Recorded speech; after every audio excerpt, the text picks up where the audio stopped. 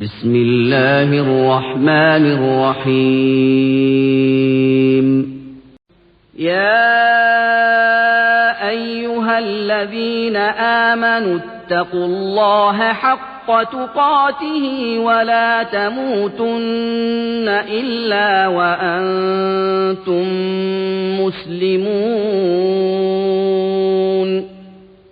واعتصموا بحبل الله جميعا ولا تفرقوا واذكروا نعمة الله عليكم إذ كنتم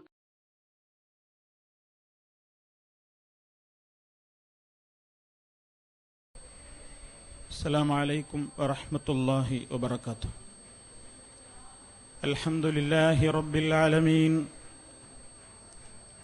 نحمده ونستعينه ونستغفره ونؤمن به ونتوكل عليه ونعوذ بالله من شرور أنفسنا ومن سيئات أعمالنا، من يهده الله فلا مضل له ومن يضلل فلا هادي له، وأشهد أن لا إله إلا الله وحده لا شريك له، وأشهد أن محمدًا عبده ورسوله أرسله بالهدى ودين الحق ليظهره على الدين كله ولو كره المشركون.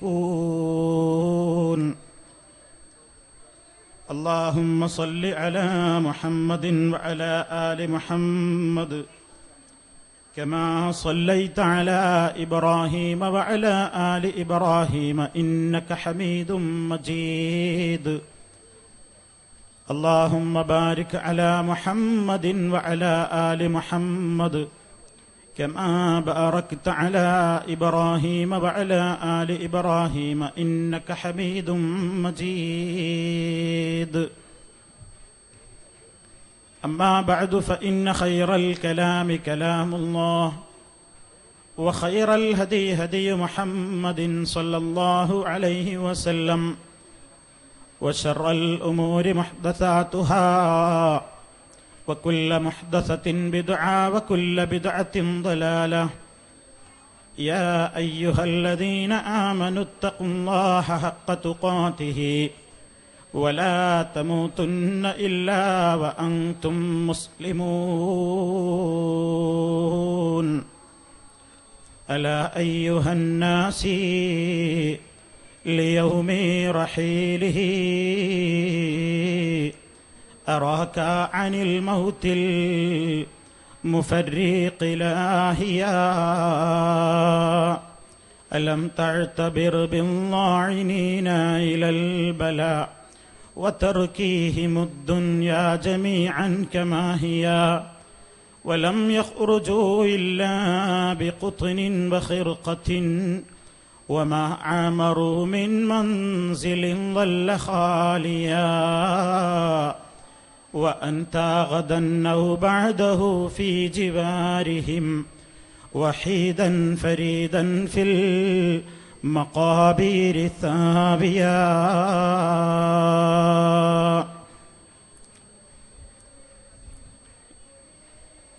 ആദരണീയരായ പണ്ഡിതന്മാരെ, ഗുരുനാഥന്മാരെ, സ്നേഹ സമ്പന്നരായ സഹോദരങ്ങളെ, സുഹൃത്തുക്കളെ, സഹോദരിമാരെ, മനുഷ്യരുടെ ജീവിതത്തിൽ ഏറെ വളരെ ഭയപ്പാടോടുകൂടി നിരന്തരമുള്ള പ്രാർത്ഥനകളിലൂടെ തന്നെ സൃഷ്ടിച്ച സൃഷ്ടാവിൻ്റെ മുമ്പിൽ ഉള്ളൊരുകി മനസ്സുരുകി തേടിക്കൊണ്ടിരിക്കുന്ന, മരണത്തിന് ശേഷമുള്ള ജീവിതത്തിൻ്റെ സൗഭാഗ്യം ആഗ്രഹിക്കുന്ന, അത് പ്രതീക്ഷിച്ചുകൊണ്ട് അവിടേക്കൊരു മുതൽക്കൂട്ടാവണം എന്ന നിലക്ക് ഈ മഹാസമ്മേളന നഗരിയിൽ ഒത്തുകൂടിയിട്ടുള്ള നമ്മളെല്ലാം മരണത്തിന് ശേഷം എന്താണ് എന്തായിരിക്കും നമ്മുടെ സ്ഥിതി എന്ന വിഷയത്തിൽ എന്ന കാര്യത്തിൽ ബേജാറിലാണ്, ആകാംക്ഷയിലാണ്, ഉത്കണ്ഠയിലാണ്. സർവശക്തനായ അല്ലാഹു നമ്മുടെ പാപങ്ങളെല്ലാം പുറത്തു തരികയും അവൻ ഇഷ്ടപ്പെടുന്ന നല്ലവരോടൊപ്പം അവന്റെ സ്വർഗീയാരാമത്തിൽ ഒരുമിച്ച് ചേരുവാനുള്ള സൗഭാഗ്യം നൽകി നമ്മയെല്ലാം അനുഗ്രഹിക്കുകയും ചെയ്യുമാറാകട്ടെ എന്ന് ഈ വിഷയത്തെ സംബന്ധിച്ച് തുടങ്ങുന്നതിന്റെ മുമ്പ് തന്നെ അല്ലാഹുവിന്റെ മുമ്പിൽ ആത്മാർത്ഥമായി ആമുഖമായി ദുആ ചെയ്യുകയാണ്. സഹോദരങ്ങളെ, ലോകത്ത് വന്ന എല്ലാ അമ്പിയാക്കന്മാരും വളരെ പ്രാധാന്യപൂർവം മാനവരാശിയെ പഠിപ്പിച്ച അടിസ്ഥാനപരമായ ആദർശങ്ങളിൽപ്പെട്ടതാണ് ആഖിറത്തിലുള്ള വിശ്വാസം. ആമുഖമായി തന്നെ വിശുദ്ധ ഖുർആനിന്റെ 2-ാം അധ്യായം സൂറത്തുൽ ബഖറയിൽ മനുഷ്യാരംഭം തുടങ്ങിയ കാലത്ത് ആദം അലൈഹിസ്സലാത്തു വസ്സലാമും ഹവ്വാ റളിയല്ലാഹു അൻഹയും ഈ ഭൂമിയിലേക്ക് വരുന്ന അവസരത്തിൽ തന്നെ അന്ത്യനാളിലെ രക്ഷാശിക്ഷകളെക്കുറിച്ചുള്ള വ്യക്തമായ സൂചനകൾ നൽകിക്കൊണ്ടാണ് പടച്ചതമ്പുരാൻ ഈ ഭൂമിയിലേക്ക് അയച്ചത്.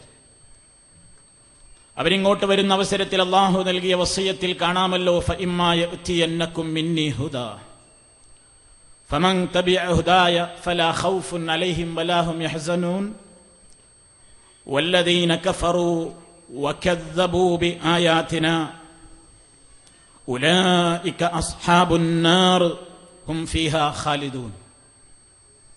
എന്നിൽ നിന്ന് ലഭിച്ചുകൊണ്ടിരിക്കുന്ന സത്യത്തിന്റെ മാർഗദർശനങ്ങളെ ആര് പിൻപറ്റിയോ അവർക്ക് ഭയമില്ല, ദുഃഖമില്ല. ദുനിയാവിന്റെ വിഷയമല്ല. അതിനെ ആര് തള്ളിയോ അതിനെ വ്യാജമാക്കിയോ അവർക്ക് കത്തിയാളുന്ന നരകത്തിയിൽ നിത്യവാസമാണ് വിധിക്കപ്പെടുക.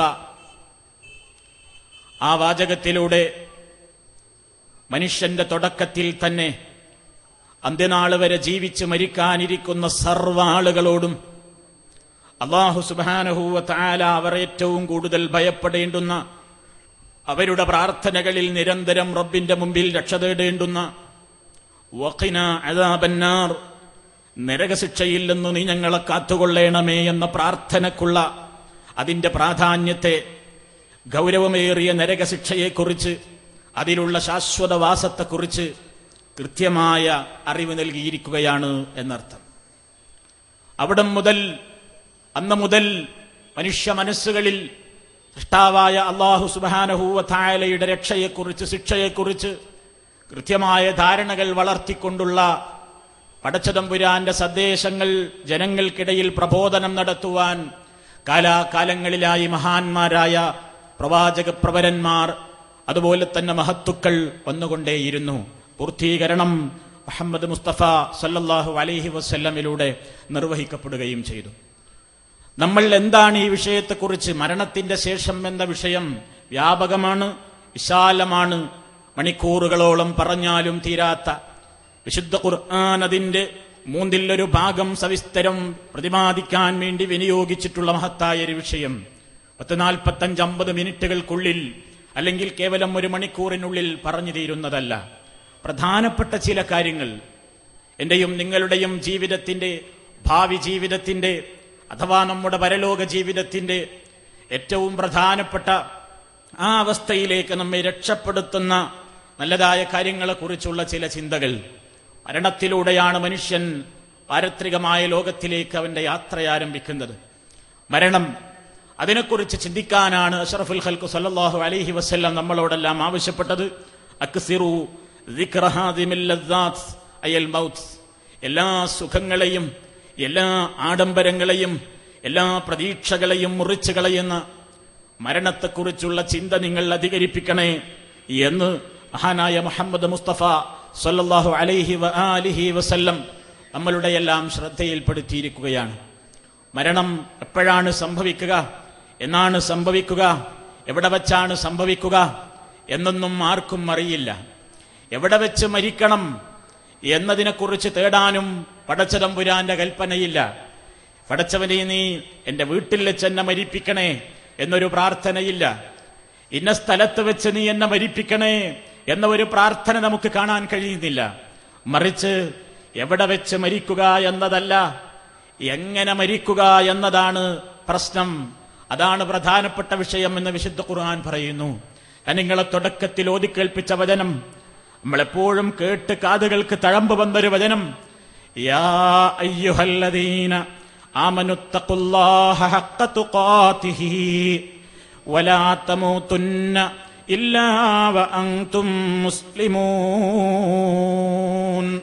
ഓ വിശ്വാസികളെ, നിങ്ങൾ അല്ലാഹുവിനെ സൂക്ഷിക്കേണ്ടുന്ന നുറപ്രകാരം സൂക്ഷിക്കുവീൻ.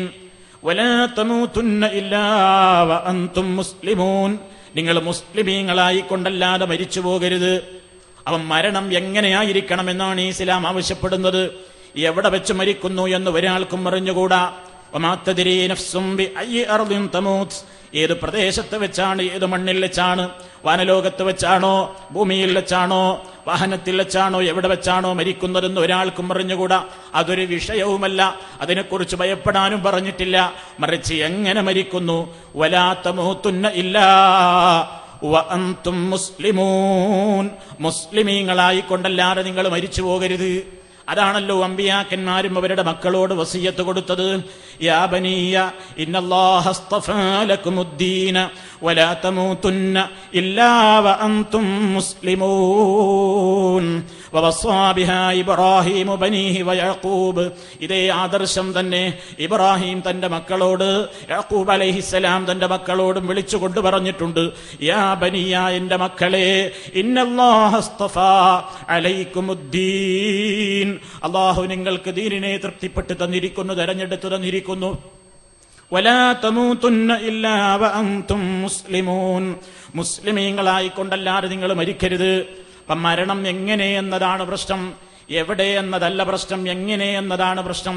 ഈമാനോടുകൂടിയുള്ള ഒരു മരണം, മുസ്ലിമീങ്ങളായി കൊണ്ടുള്ള മരണം, മുവഹ്ഹിദകളായി കൊണ്ടുള്ള മരണം, അവസാനത്തെ കലിമത്ത് ലാ ഇലാഹ ഇല്ലല്ലാഹ്, ലാ ഇലാഹ ഇല്ലല്ലാഹ് എന്ന ആദർശത്തെ മനസ്സിൽ ഉറപ്പിച്ചുകൊണ്ട് നാവുകൊണ്ട് പറയാനുള്ള സൗഭാഗ്യം കിട്ടുന്ന ഒരു മരണം. ആ മരണമാണ് സുഹൃത്തുക്കളെ നമ്മൾ ആഗ്രഹിക്കേണ്ടത്. അതിനുവേണ്ടിയാണ് പ്രാർത്ഥിക്കേണ്ടത്. അതാണല്ലോ യൂസുഫ് നബി അലൈഹിസ്സലാമിന്റെ പ്രാർത്ഥനയിൽ നമ്മൾ കേട്ടത്, തവഫനി മുസ്ലിമാ വഅൽഹിഖ്നി ബിസ്സാലിഹീൻ. എന്നെ മുസ്ലിമായി കൊണ്ട് മരിപ്പിക്കണേ, എന്നെ മുസ്ലിമായി കൊണ്ട് മരിപ്പിക്കണം, നല്ലവരോടൊപ്പം ചേർക്കണം. ഏത് ആയത്തുകൾ എടുത്ത് പരിശോധിച്ചു നോക്കിയാലും നമ്മുടെ അന്ത്യത്തിന്റെ വിഷയമാണ് പ്രധാനമായും പറഞ്ഞു കാണുന്നത്. ആ മരണം, ആ മരണത്തിന്റെ ശേഷം എന്താണ് സംഭവിക്കാൻ പോകുന്നത് എന്ന ഉത്കണ്ഠ, അതനുസരിച്ചുള്ള ജീവിതത്തിന്റെ മാറ്റം, അതാണല്ലോ ഒരു മനുഷ്യനെ നന്നാക്കുന്നതും ചീത്തയാക്കുന്നതും. ആ വിശ്വാസം എത്രമാത്രം മനസ്സിൽ രൂഢമൂലമാണോ അതനുസരിച്ചാണല്ലോ ഒരു മനുഷ്യൻ നന്നായി തീരുന്നത്. ആ വിശ്വാസത്തിൽ എത്രമാത്രമാണോ അകൽച്ച സംഭവിക്കുന്നത്, കുറവ് സംഭവിക്കുന്നത്, അതിനനുസരിച്ചാണല്ലോ മനുഷ്യനിൽ സംഭവിക്കുന്ന എല്ലാ തോന്യാസങ്ങളും തെമ്മാടിത്തങ്ങളും. അതുകൊണ്ട് പരലോക ചിന്തയെ സുഹൃത്തുക്കളെ നമ്മുടെ മനസ്സിൽ എപ്പോഴും വേണ്ടത്. അള്ളാഹുവിനെ കുറിച്ചുള്ള ബോധമാണ് വേണ്ടത്. മരണത്തിന്റെ ശേഷം ഖബറിൽ കിടക്കേണ്ടുന്ന ചിന്തയാണ് വേണ്ടത്. ഖബറിനെ കുറിച്ചുള്ള ചിന്തയാണ് വേണ്ടത്. ഖബർ കാണുമ്പോൾ പൊട്ടിക്കരഞ്ഞിരുന്ന നേതാക്കന്മാര്, മഹാനായ സയ്യിദുനാ ഉസ്മാൻ റളിയല്ലാഹു അൻഹു, ഖബർ കണ്ടാൽ അദ്ദേഹം വാവിട്ട് നിലവിളിക്കാറുണ്ടായിരുന്നുവെന്ന്, പൊട്ടിപ്പൊട്ടിക്കരയാറുണ്ടായിരുന്നുവെന്ന് നമുക്ക് ഹദീസുകളിൽ വായിക്കാൻ കഴിയുന്നു. ആ ഒരു ചിന്ത നമ്മുടെ മനസ്സിലുണ്ടാകുമ്പോൾ യഥാർത്ഥത്തിൽ നമ്മുടെ ചിന്ത ഈ മരണത്തിന്റെ ശേഷമുള്ള നമ്മുടെ ജീവിതം, മരണാനന്തരം ഒരു ജീവിതമുണ്ടോ എന്ന വിഷയത്തെക്കുറിച്ചല്ല ചർച്ച ചെയ്യുന്നത്. അത് വിശ്വസിക്കുന്ന, അംഗീകരിക്കുന്ന ആളുകളാണ് ഇവിടെയുള്ളത്. മനുഷ്യന്റെ ബുദ്ധിയും യുക്തിയും അതാണ് ആവശ്യപ്പെടുന്നത്. ജീവിതത്തിന്റെ ശേഷം ജീവിതം ഇങ്ങനെ തന്നെ അവസാനിക്കുന്ന ഒരവസ്ഥയാണെങ്കിൽ മരണത്തിന്റെ ശേഷം ഇവിടെയുള്ള ഈച്ചയെപ്പോലെ, മുട്ടയെപ്പോലെ, എറുമ്പിനെപ്പോലെ, കൊതുകിനെപ്പോലെ അങ്ങനെ തന്നെ അവസാനിക്കുന്ന ഒരവസ്ഥയാണ് ജീവിതത്തിനുള്ളതെങ്കിൽ മനുഷ്യനെ ഇവിടെ ഈ ഭൂമുഖത്തേക്ക് വർത്തിവിടേണ്ടിയില്ലായിരുന്നു. എന്ത് വിശ്വസിക്കുന്ന നമ്മെ സംബന്ധിച്ചിടത്തോളം ആഖിറത്തിന്റെ യുക്തിയെ കാര്യങ്ങളെക്കുറിച്ച് സമർത്ഥിക്കേണ്ടുന്നൊരാവശ്യമുണ്ടെന്ന് തോന്നുന്നില്ല. അതുകൊണ്ട് തന്നെ ഞാൻ ആ ഭാഗത്തേക്ക് പ്രവേശിക്കുന്നില്ല. ആഖിറത്തിൽ വിശ്വസിക്കുന്ന ആളുകൾ തടിച്ചുകൂടിയിട്ടുള്ള ഒരു സ്ഥലത്ത് വെച്ച് അതിനെ സംബന്ധിച്ച് സമയം പഴാക്കാൻ ഞാൻ ഉദ്ദേശിക്കുന്നില്ല. മനുഷ്യരെ സംബന്ധിച്ചിടത്തോളം അവന്റെ ജീവിതത്തിൽ അർത്ഥമുണ്ടെന്ന് തോന്നുന്നത് പരലോകത്തെ സംബന്ധിച്ചുള്ള ചിന്തയിലാണ്. നമുക്കെന്തു പ്രയാസങ്ങൾ ഉണ്ടാകുമ്പോഴും, എന്ത് വിഷമങ്ങൾ ഉണ്ടാകുമ്പോഴും, എന്ത് ബുദ്ധിമുട്ടുകൾ അനുഭവപ്പെടുമ്പോഴും നമ്മൾ സമാധാനിക്കുന്നത് പരലോകമുണ്ടല്ലോ എന്ന് വിചാരിച്ചുകൊണ്ടാണ്. കഷ്ടപ്പാടുകൾ ഈ ലോകത്ത് നിന്ന് തീർന്നില്ലെങ്കിലും എല്ലാം തീരുന്നൊരു ലോകമുണ്ട്, അവിടെ എനിക്ക് സമാധാനമുണ്ടാകും എന്ന ചിന്തയാണല്ലോ നമ്മുടെ മനസ്സിന് സ്ഥൈര്യം നൽകുന്നത്.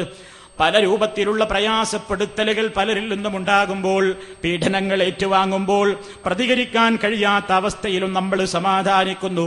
എന്നെ പീഡിപ്പിച്ചവൻ, എന്നെ പ്രയാസപ്പെടുത്തിയവൻ, എന്നെ ദ്രോഹിച്ചവൻ എത്ര വലിയ കൊലകൊമ്പനാണെങ്കിലും ഞാനും അവനും ഒരുമിച്ച് കൂട്ടപ്പെടുന്ന ഒരു നാളുണ്ടല്ലോ, ആ നാളിൽ എന്റെ റബ്ബിന്റെ മുമ്പിൽ ഇതിന് നീതി കിട്ടുമല്ലോ എന്ന പ്രതീക്ഷയാണല്ലോ സുഹൃത്തുക്കളെ വീണ്ടും നമ്മളെ ജീവിപ്പിക്കാൻ പ്രേരിപ്പിക്കുന്നത്.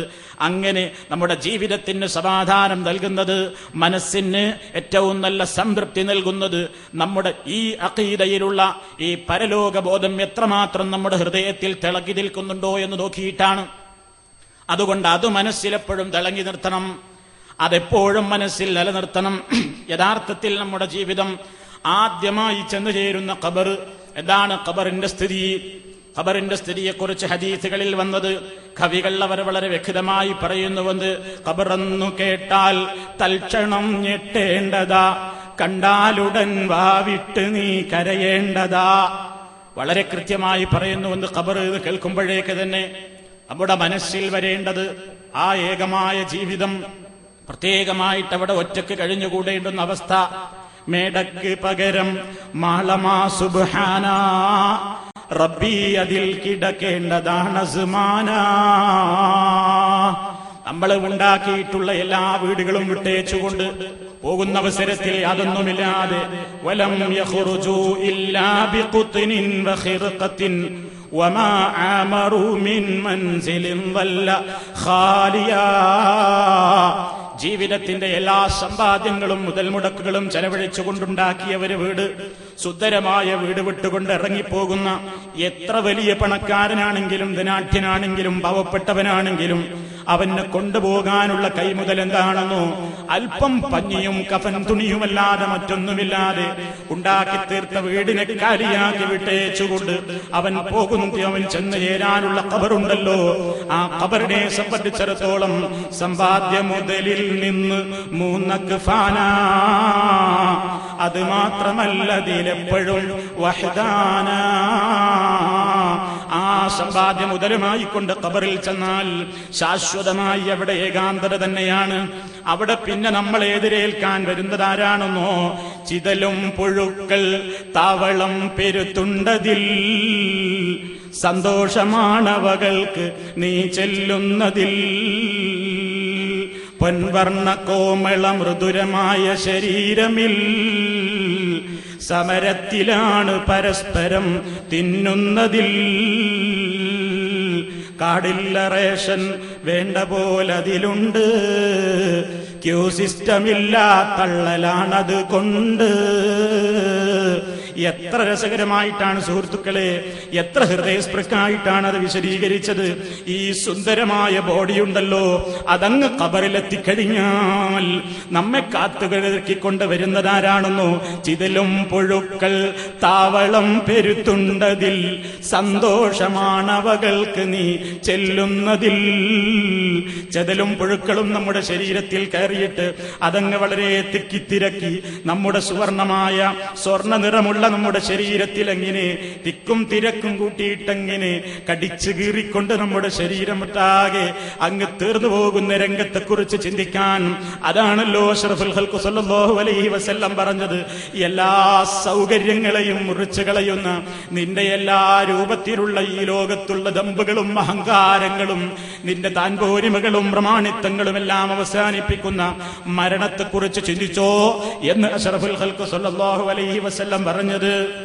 ആ ഒരവസ്ഥയാണ് ഇന്ന് നമ്മൾ ചിന്തിക്കേണ്ടത്, നമ്മുടെ ഈ ശരീരം ഇവിടെ അഴുകുകയായി. അഴുകുന്നതാണൊരു 3 ദിവസം കൊണ്ട് സുഹൃത്തുക്കളെ നമുക്കുള്ള നേത്രം രണ്ടും. ഉടൻ തന്നെ മുഖമിൽ കാണുമേ ഗുഹ 2, നോക്കുന്ന പക്ഷം മണ്ടുമേ ഭയം കൊണ്ട്. സുന്ദരമായ ഈ മുഖത്ത് കാണുന്നത് പിന്നെ 2 ഗുഹകൾ മാത്രമാണ്. കണ്ണുകൾ അഴുകിപ്പോയി, കവിളെല്ലാം അഴുകിപ്പോയി, ശരീരത്തിന്റെ പിന്നെയൊന്നും ബാക്കിയില്ലാത്ത നിലക്ക് എല്ലാം നശിച്ചുകൊണ്ട് ഖബറിൽ പോകുന്ന ആ ഒരു ഭീതിജനകമായ ഭയാനകമായ ഒരു രംഗം, ഖബറിൽ ഏകമായി കഴിച്ചുകൂട്ടേണ്ടുന്ന ഒരു രംഗം. ആ രംഗത്തെക്കുറിച്ച് ചിന്തിക്കാൻ നിനക്ക് സമയമായിട്ടില്ലേ എന്നല്ലേ വിശുദ്ധ ഖുർആൻ നമ്മളോട് ചോദിക്കുന്നത്. ആ ഒരു ദിവസം ഉണ്ടെന്ന് പറയുന്നു നമ്മൾ. പരലോകത്തിൽ വിശ്വാസമുള്ളവരാണെന്ന് നമ്മൾ പറയുന്നു. അല്ലാഹുവിൽ എനിക്ക് വിശ്വാസമുണ്ടെന്ന് നമ്മൾ പറയുന്നു. എന്നാൽ അല്ലാഹു തആല പറഞ്ഞില്ലേ, വമിനന്നാസ് മയ്യഖൂലു ആമന്നാ ബില്ലാഹി വബിൽ യൗമിൽ ആഖിരി വമാ ഹും ബിമുഅ്മിനീൻ യുഖാദിഊന അല്ലാഹ വല്ലദീന ആമനൂ വമാ യഖ്ദഊന ഇല്ലാ അൻഫുസഹും വമാ യശ്ഉറൂൻ. ജനങ്ങളിലുണ്ട് ഒരുപാട് ആളുകൾ, ചില ആളുകൾ അവർ പറയുന്നു ഞങ്ങൾക്ക് അല്ലാഹുവിൽ വിശ്വാസമുണ്ടെന്ന്, പരലോകത്തെ ഞങ്ങൾക്ക് ഭയമാണെന്ന്, മരണത്തെ ഞങ്ങൾക്ക് പേടിയാണെന്ന് പറയുന്ന എമ്പാടും ആളുകളുണ്ട്. പക്ഷേ വമാ ഹും ബിമുഅ്മിനീൻ, അവർ ഈമാനുള്ളവരല്ല നബിയേ, അവര് വിശ്വസിച്ചവരല്ല. ഇത് വായിക്കുന്ന പരിഭാഷ വായിക്കുന്ന നമ്മൾ സമാധാനിക്കുന്നു. അതങ്ങ് മദീനയിൽ ജനിച്ചുപോയ, മദീനയിൽ മരിച്ചുപോയിട്ടുള്ള മുനാഫിഖിന്റെ നേതാവില്ലേ, റസൂലുള്ളാഹിനെ ദ്രോഹിക്കാൻ വേണ്ടി തന്ത്രം മെനഞ്ഞ അബ്ദുല്ലാഹി ഇബ്നു ഉബയ്യ് ഇബ്നു സലൂൽ എന്ന മുനാഫിഖ് നേതാവിനെയും അവന്റെ അനുയായികളെയും കുറിച്ച് പറഞ്ഞതാണല്ലോ. അത് ഞങ്ങൾക്ക് ബാധകമല്ലെന്ന് പറയുമ്പോ എന്റെ പ്രിയപ്പെട്ട സഹോദരീ സഹോദരങ്ങളെ നമ്മൾ ചിന്തിക്കുക. അല്ലാഹ് പറഞ്ഞല്ലോ അവര് വിശ്വസിക്കുന്നവരല്ലെന്ന്. എന്നിട്ട് അതിന്റെ കാരണം പറഞ്ഞത്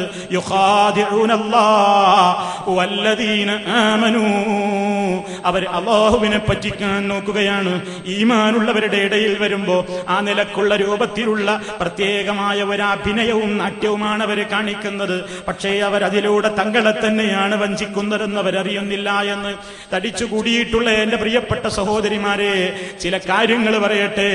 എത്രയോ സഹോദരിമാര് ഇന്ന് രാജ്യത്ത് ജീവിച്ചുകൊണ്ടിരിക്കുമ്പോ വിശുദ്ധ ഖുർആൻ പഠിക്കുന്ന വേദികളിൽ അവർ ഹാജരാകുമ്പോ, സമ്മേളനത്തിന്റെ സദസ്സുകളിൽ അവർ ഹാജരാകുമ്പോ, പള്ളികളിൽ അവർ ഹാജരാകുമ്പോ ഇസ്ലാമിന്റെ വേഷമാണ് അവർ ധരിക്കുന്നത്.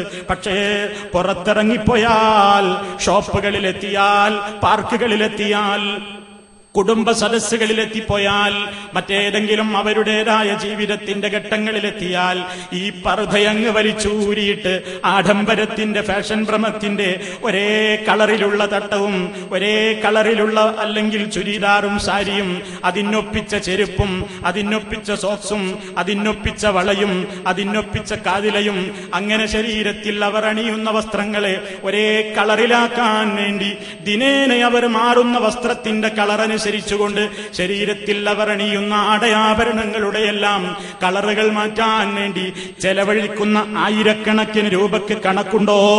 ആ രൂപത്തിൽ അവരതിനു വേണ്ടി ചെലവഴിക്കുന്ന ദൂർത്തടിക്കുന്ന പണത്തിന് കണക്കുണ്ടോ?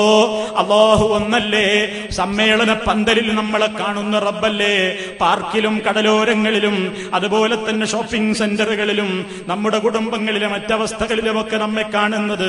അവൻ നമ്മളോട് പറഞ്ഞത്, പരപുരുഷന്റെ മുമ്പിലേക്ക് ഇറങ്ങുമ്പോ ഇസ്ലാമിന്റെ വേഷം ധരിച്ചോ പെണ്ണേ. അതല്ലെങ്കിൽ എത്രയോ ആളുകളെ കുറിച്ച് പറഞ്ഞല്ലോ, സിൻഫാനി മിൻ ഉമ്മത്തി മിൻ അഹ്ലിന്നാർ, എന്റെ ഉമ്മത്തിൽ നിന്ന് 2 ടീം ആളുകൾ. എന്നിട്ട് സഹോദരിമാരോട് പറഞ്ഞല്ലോ, നിസാഉൻ കാസിയാത്ത് ആരിയാത്തുൻ മായിലാത്തുൻ മുമീലാത്തുൻ റൂസുഹുന്ന കഅസ്നിമത്തിൽ ബുഖ്തിൽ മായില ലാ യദ്ഖുൽനൽ ജന്ന വസ്ത്രം ധരിച്ചിട്ടുണ്ടോ എന്ന് ചോദിച്ചാൽ ധരിച്ചിട്ടുണ്ടെന്ന് പറയുന്നവര്, ഞാനിവിടെ പരലോകത്തിന്റെ സംബന്ധമായ ആയത്തുകളുടെ വിഷയവിധങ്ങൾ ഓതിക്കൊണ്ട് ഞാൻ സുദീർഘമായി സംസാരിക്കാൻ ഉദ്ദേശിക്കുന്നില്ല. ഉത്ബുദ്ധരാണല്ലോ എന്റെ മുമ്പിലിരിക്കുന്ന ആളുകൾ. പക്ഷേ സങ്കടം കൊണ്ട് പറയുന്നു, ഒരുപാട് വേദികളിൽ എത്തിച്ചേരുന്ന നമ്മുടെ ഉമ്മപെങ്ങന്മാര്, നമ്മുടെ പ്രവർത്തകന്മാരുടെ ഭാര്യമാര്, നമ്മുടെ പ്രവർത്തകന്മാരുടെ സഹോദരിമാര്, അവര് ഇസ്ലാമികമായ സദസ്സുകളിലേക്ക് സ്വർഗത്തിലേക്ക് വരുമ്പോൾ മാത്രം എന്തോ ഒരു ഭക്തിയായ രൂപത്തിലുള്ള വസ്ത്രം ധരിക്കുകയും പുറത്തിറങ്ങിപ്പോയാൽ വലിച്ചൂരിക്കൊണ്ട് മറ്റൊരു ജീവിതത്തിലേക്ക് പ്രവേശിക്കുമ്പോ അവരെ സ്റ്റോപ്പിംഗ് കോംപ്ലക്സുകളിൽ വെച്ച് കണ്ടുമുട്ടേണ്ടി വരുമ്പോ, മറ്റ് സ്ഥലങ്ങളിൽ വെച്ച് അവരെ കണ്ടുമുട്ടേണ്ടി വരുമ്പോ പഠിപ്പിക്കുന്ന ഗുരുനാഥന്മാർക്കുണ്ടാകുന്ന നാണക്കേട്, അവരനുഭവിക്കേണ്ടി വരുന്ന മാനസികമായ വ്യഥകൾ എല്ലാത്തിന്റെയും പുറമെ റബ്ബ് സുബ്ഹാനഹു പറഞ്ഞില്ലേ, ലാ യദ്ഖുൽനൽ ജന്ന, അവർ സ്വർഗത്തിൽ പ്രവേശിക്കുന്നതല്ല, വലാ യജിദ്ന റീഹഹാ, കിലോമീറ്ററുകളോളം കാതങ്ങളോളം അകലെയും അടിച്ചു വീശുന്ന മഹനീയമായ സൗരഭ്യമുള്ള സ്വർഗീയ സൗരഭ്യം അനുഭവിക്കാനുള്ള യോഗം പോലും നിഷേധിക്കപ്പെടുന്ന ദൗർഭാഗ്യവതികളായ പെണ്ണുങ്ങളില്ലേ, അത്തരത്തിൽപ്പെട്ട ഒരു പെണ്ണായി ഈ സമ്മേളന നഗരിയിൽ വന്നവരോ ഈ ശബ്ദം ഇനി ഭാവിയിൽ ശ്രവിക്കുന്ന ഏതെങ്കിലും ഒരു ഉമ്മവങ്ങളായി തീരരുതെന്നതാണ് മരണത്തിന്റെ ശേഷം എന്ന വിഷയത്തെ സംബന്ധിച്ചു പറയുമ്പോ എനിക്കെന്റെ സഹോദരന്മാരോട് സഹോദരിമാരോട് സൂചിപ്പിക്കുവാനുള്ളത്, നമ്മൾ എല്ലായിടത്തും ഒന്നാണ്, എവിടെയും നമ്മെ നോക്കുന്നത് റബ്ബാണ്. അതുകൊണ്ട് തന്നെ നമ്മുടെ ജീവിതത്തിൽ നമ്മൾ ധൂർത്തുപേക്ഷിക്കണം, ആഡംബരഭ്രമം ഉപേക്ഷിക്കണം. അതുപോലെ തന്നെ പറയുന്നതൊന്നും പ്രവർത്തിക്കുന്നതൊന്നും എന്ന ചിന്താഗതിയിൽ നിന്ന് മാറി നിൽക്കണം. നമ്മുടെ വാക്കുകളും നമ്മുടെ പ്രവൃത്തികളും ഒന്നായി തീരട്ടെ. അല്ലാഹു തആല ചോദിച്ചില്ലേ, യാ അയ്യുഹല്ലദീന ആമനൂ, ഓ ഈമാനുള്ളവരെ, ലിമ തഖൂലൂൻ, നിങ്ങൾ എന്തിനാ പറഞ്ഞു നടക്കുന്നത്, മാലാ തഫ്അലൂന, നിങ്ങൾ ചെയ്യാൻ ഒരുക്കമില്ലാത്തത്, കബുറ മഖ്തൻ ഇൻദല്ലാഹ് അൻ തഖൂലൂ മാ ലാ തഫ്അലൂൻ. നിങ്ങൾ മുജാഹിദുകളെന്ന് പറയുന്നുവോ, നിങ്ങൾ സലഫികളെന്ന് പറയുന്നുവോ, നിങ്ങൾ മുസ്ലിഹുകളെന്ന് പറയുന്നുവോ, ഇസ്ലാഹികളാണെന്ന് പറയുന്നുവോ, പറയുന്ന പദത്തിന്റെ ഗൗരവം ഓർത്തിട്ടുണ്ടോ? ആ ആശയം ചിന്തിച്ചു നോക്കിയിട്ടുണ്ടോ? ജീവിതത്തിലേക്ക് തിരിഞ്ഞു നോക്കിയിട്ടുണ്ടോ? നിങ്ങളെ പറഞ്ഞ വാചകത്തോട് കൂറ് പുലർത്താൻ നിങ്ങൾക്ക് കഴിഞ്ഞിട്ടുണ്ടോ? നിങ്ങൾ തമ്മിൽ എന്താണ് നിങ്ങളുടെ സ്വഭാവത്തിൽ വരുത്തി വെച്ചത്? നിങ്ങളുടെ പെരുമാറ്റം എങ്ങനെ പോയി? ആഖിറത്തെക്കുറിച്ച് ചിന്തിച്ചുകൊണ്ട് നിങ്ങളുടെ വാക്കും പ്രവൃത്തിയും ഒന്ന് ഒരുമിച്ച് കൊണ്ടുപോയി കൂടെ ഇനിയെങ്കിലും? അതല്ലെങ്കിൽ അല്ലാഹുവിന്റെ അടുക്കലേക്കല്ലേ നിങ്ങൾ എത്തിച്ചേരുന്നത്? ആ അല്ലാഹുവിനെ സംബന്ധിച്ചിടത്തോളം റബ്ബിന്റെ അടുക്കൽ അവന്റെ കോടതിയിലെത്തുമ്പോ നിങ്ങളുടെ നന്മതിന്മകളുടെ റെക്കോർഡ് പരിശോധിക്കുമ്പോ അവന്റെ അടുക്കൽ ഏറ്റവും അവന് ദേഷ്യമുണ്ടാക്കുന്ന വെറുപ്പുണ്ടാക്കുന്ന സംഗതി അൻതഖൂലൂ മാ ലാ തഫ്അലൂൻ, നിങ്ങൾ ചെയ്യാത്തത്, നിങ്ങൾ ചെയ്യാൻ ഒരുക്കമില്ലാത്തത് നിങ്ങൾ പറഞ്ഞു നടന്നുവല്ലേ എന്ന് റബ്ബ് സുബ്ഹാനഹു വ തആല നമ്മളോട് പറയുമ്പോ, എന്റെ പ്രിയപ്പെട്ട സഹോദരങ്ങളെ, നമ്മുടെ ജീവിതത്തിലേക്ക് നമ്മൾ തിരിഞ്ഞു നോക്കണം. നമ്മൾ പറയുന്ന മുജാഹിദുകളാണെന്ന്. എന്ത് ജിഹാദാ നമ്മൾ അനുഭവിച്ചത്? എന്ത് ജിഹാദാ നമ്മൾ നടത്തിയത്? എത്ര ജിഹാദാണ് നബി സല്ലല്ലാഹു അലൈഹി വസല്ലം പരിചയപ്പെടുത്തിയത്? കൈകൊണ്ടും നാവുകൊണ്ടും മനസ്സുകൊണ്ടുമൊക്കെയുള്ള ജിഹാദുകൾ. അത്തരത്തിലുള്ള അവസ്ഥകൾ നമ്മുടെ കുടുംബത്തിലേ വന്നു ചേരുമ്പോൾ പോലും ആ മാർഗത്തിലേക്കൊന്ന് തിരിഞ്ഞു നോക്കാതെ നമ്മുടെ ജീവിതത്തിനൊരു കോട്ടവും പറ്റരുതെന്ന് വിചാരിച്ചുകൊണ്ട് ബാധ്യതകൾ നിന്ന് ഒളിച്ചോടുന്നവരല്ലേ നമ്മൾ. നമുക്ക് മരിച്ചു പോകണ്ടേ? നമുക്ക് തിരക്കാണെന്ന് നമ്മൾ അവകാശപ്പെടുന്നു. നല്ല സദസ്സുകളിൽ വരാൻ നമുക്ക് തിരക്കാണ്. നല്ല കാര്യങ്ങൾ ചെയ്യാൻ വിളിച്ചാൽ നമുക്ക് തിരക്കാണ്. എല്ലാ തിരക്കുകളും എനിക്ക് ഒഴിവാടിപ്പോൾ ഒരല്പസമയം ഒന്ന് തന്നെങ്കിൽ ഞാനും നല്ലത് ചെയ്തു കൊള്ളാമെന്ന് വിലപിക്കാത്ത മനുഷ്യരുണ്ടോ? മരണത്തിന്റെ മലക്കുൽ മൗത്തങ്ങ് വരുമ്പോ റബ്ബിർജിഊൻ ലഅല്ലി അഅമലു സാലിഹൻ ഫീമാ തറക്തു കല്ലാ ഇന്നഹാ കലിമത്തുൻ ഹുവ ഖായിലുഹാ വമിൻ വറാഇഹിം ബർസഖുൻ ഇലാ യൗമി യുബ്അസൂൻ. മലിക്കുൽ ജബ്ബാറായ അല്ലാഹുവാണ് നമ്മളോട് സംസാരിക്കുന്നത്. അവൻ അത് പറയുന്നത് നേരാണല്ലോ, അവന്റെ വാക്കുകളിൽ കളങ്കമില്ലല്ലോ. വഖൈറുൽ കലാമി കലാമുല്ലാഹ്. നമ്മുടെ അഖീദയും നമ്മുടെ വിശ്വാസവും നമ്മുടെ ശ്വാസോച്ഛ്വാസത്തിൽ നമ്മൾ കലർത്തി വെച്ചത് അങ്ങനെയല്ലേ? ഏറ്റവും മുന്തിയ കലാം എന്റെ റബ്ബിന്റെ കലാമാണ്. ആ റബ്ബ് പറയുന്നുവെന്ന് മരണത്തിന്റെ സമയത്ത് നമ്മൾ കൊതിച്ചു പോകുന്നു, റബ്ബിർജിഊൻ, ഒന്ന് മടക്കി തരുമോ റബ്ബേ. എന്തിനാ? ലഅല്ലി അഅമലു സാലിഹൻ ഫീമാ തറക്തു, ഞാൻ ചെയ്യാതെ വിട്ടുപോയ ഒരുപാട് കർമ്മങ്ങളുണ്ട്. ഞാൻ മുജാഹിദ് എന്ന് പറഞ്ഞവനാണ്, മുസ്ലിഹ് എന്ന് പറഞ്ഞവനാണ്, സലഫി എന്ന് പറഞ്ഞവനാണ്. എനിക്ക് ജിഹാദ് ചെയ്യാൻ കഴിഞ്ഞിട്ടില്ല. ഞാൻ എന്റെ കുടുംബത്തിൽ അംറും ബിൽ മഅറൂഫ് നടത്തിയിട്ടില്ല. നന്മയിലേക്ക് ഞാൻ ക്ഷണിച്ചിട്ടില്ല. തിന്മയെ ഞാൻ വിരോധിച്ചിട്ടില്ല. നല്ല കാര്യങ്ങൾക്ക് ഞാൻ വന്നിട്ടില്ല. നന്മയിലേക്ക് ക്ഷണിക്കുന്നവര് നോട്ടീസ് ഒട്ടിക്കാൻ പോലും എന്നെ കിട്ടിയിട്ടില്ല. പക്ഷേ പരസ്പരമുള്ള പ്രവർത്തനങ്ങൾ കാണുമ്പോ കുറ്റപ്പെടുത്തൽ എന്റെ ഹോബിയായിരുന്നു. മറ്റുള്ളവരെ കുറ്റപ്പെടുത്തിയിട്ട് എന്റെ ബാധ്യത അതാണെന്ന് മനസ്സിലാക്കിയിട്ട് അതാണ് എന്റെ ഇസ്ലാമിക പ്രവർത്തനം എന്ന് ചിന്തിച്ചിട്ട് എല്ലാത്തിനെയും വിമർശിക്കുകയും ഞാനൊന്നും ചെയ്യാതിരിക്കുകയും ചെയ്തിട്ട് എന്റെ ജീവിതം കഴിഞ്ഞു പോയല്ലോ. ഇനി എനിക്കൊന്ന് മടക്കം തന്നാൽ ലഅല്ലി അഅമലു സാലിഹൻ ഫീമാ തറക്തു, ചെയ്യാതെ വിട്ടേച്ചു പോയ ഒരുപാട് മുസ്ലിം എന്ന നിലക്കുള്ള ബാധ്യതകളുടെ കൂമ്പാരങ്ങൾ അവിടെ ബാക്കിയാണ്. അതൊക്കെ ഞാൻ ചെയ്തു തീർത്തുകൊള്ളാം എന്ന് പറയുമ്പോ അല്ലാഹുവിന്റെ മറുപടിക്കല്ല, വേണ്ടടോ, ഇന്നഹാ കലിമത്തുൻ ഹുവ ഖായിലുഹാ, അത് നീ പറയുന്നൊരു വെറും വർത്തമാനം മാത്രമാണ്. വമിൻ വറാഇഹിം, ഇനി അവരുടെ പിന്നിൽ അവർക്ക് ദുനിയാവല്ല ബർസഖാണ്, പരലോകത്തിന്റെയും ഐഹിക ജീവിതത്തിന്റെയും ഇടക്കുള്ള മറയായ ബർസഖുണ്ടല്ലോ. ഇലാ യൗമി യബ്അസൂൻ, പുനരുത്ഥാന നാൾ വരെ അവർക്കിനി അതേ കിടക്കാനുള്ള സ്ഥലമുള്ളൂ. എന്താ സുഹൃത്തുക്കളെ നമ്മൾ ആലോചിക്കേണ്ടത്? എന്താ സുഹൃത്തുക്കളെ നമ്മുടെ ബാധ്യത? നമ്മുടെ വിഷയം തന്നെ ലാ ഇലാഹ ഇല്ലല്ലാഹ് മോക്ഷത്തിന്, അതുപോലെ തന്നെ ഐക്യത്തിനെന്നാണല്ലോ. ഈ ലാ ഇലാഹ ഇല്ലല്ലാഹ് എത്തിച്ചു കൊടുക്കാൻ എന്താ നമ്മൾ ചെയ്തത്? ലാ ഇലാഹ ഇല്ലല്ലാഹ് പ്രചരിപ്പിക്കുന്നത് എന്തിനാ? പരലോക മോക്ഷം എന്നതാണല്ലോ മോക്ഷം. മോക്ഷത്തിനെന്ന് പറഞ്ഞാൽ ദുനിയാവിന്റെ മോക്ഷമല്ലല്ലോ, ആഖിറത്തിന്റെ മോക്ഷമാണ്. ഈ രാജ്യത്തെമ്പാടും ഇങ്ങനെ ശിർക്കിന്റെ പ്രചാരകന്മാര് പ്രബോധകന്മാര് നടക്കുമ്പോ നമ്മൾ മിണ്ടാതിരിക്കുന്നത് ശരിയല്ലല്ലോ. ഓരോരുത്തരും അവരുടെ കഴിവിന്റെ പരമാവധി ആ മാർഗത്തിലേക്ക് പ്രവർത്തിക്കുമ്പോഴും അവന്റെ ഏറ്റവും വലിയ പ്രതീക്ഷ ഈ ദുനിയാവിൽ ആരും സമ്മതിച്ചിട്ടില്ലെങ്കിലും, ആരും തനിക്ക് ആ രൂപത്തിൽ പൂമാലയിട്ടിട്ടില്ലെങ്കിലും, എന്റെ മരണശേഷം എന്റെ ഖബറിൽ ഞാൻ ഒറ്റക്കാണ് എന്റെ റബ്ബിന്റെ മുമ്പിലേക്ക്. വകുല്ലുഹും ആതീഹി യൗമൽ ഖിയാമത്തി ഫർദാ, ഏകനായിക്കൊണ്ട് അവരെല്ലാവരും റബ്ബിന്റെ കോടതിയിൽ ഒറ്റക്കൊറ്റക്കാണ് വിചാരണയെ നേരിടേണ്ടി വരുന്നതെന്ന് പറയുമ്പോ നാല് കാര്യങ്ങളെ കുറിച്ച് ചോദിക്കാതെ നിന്റെ വെച്ച കാല് മുന്നോട്ട് വെക്കാൻ റബ്ബ് അനുവദിക്കുന്നതല്ല എന്ന് റസൂലുള്ള പറഞ്ഞിട്ടുണ്ടെങ്കിൽ, നിന്റെ ജിസ്മിനെ കുറിച്ച് ചോദ്യമുണ്ട്. നിന്റെ ശരീരം, നിന്റെ ആയുസ്,